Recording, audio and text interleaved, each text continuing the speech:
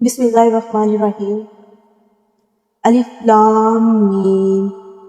ترجمہ: الف لام میم۔ تفسیر: یہ حروف مقطعات قرآن مجید کی بعض صورتوں کے آغاز میں پائے جاتے ہیں۔ جس زمانے میں قرآن مجید نازل ہوا ہے اس دور کے اسالیب بیان میں اس طرح کے حروف مقطعات کا استعمال عام طور پر معروف تھا۔ خطیب اور شعراء دونوں اس اسلوب سے کام لیتے تھے۔ چنانچہ اب بھی کلام جاہلیت کے جو نمونے محفوظ ہیں ان میں اس کی مثالیں ہمیں ملتی ہیں۔ اس استعمال عام کی وجہ سے یہ مقطعات کوئی چستہ نہ تھے جس کو بولنے والے کے سوا کوئی نہ سمجھتا ہو، بلکہ سامعین بالعموم جانتے تھے کہ ان سے مراد کیا ہے۔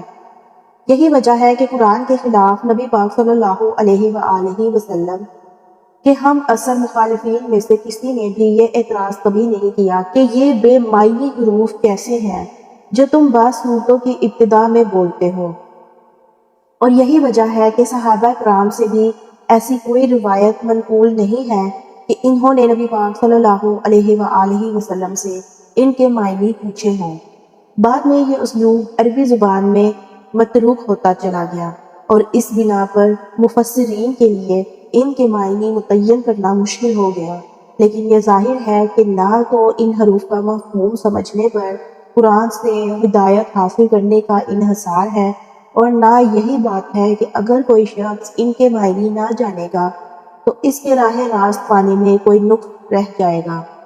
لہٰذا ایک عام ناظر کے لیے کچھ ضروری نہیں ہے کہ وہ ان کی تحقیق میں سرگرداں ہو۔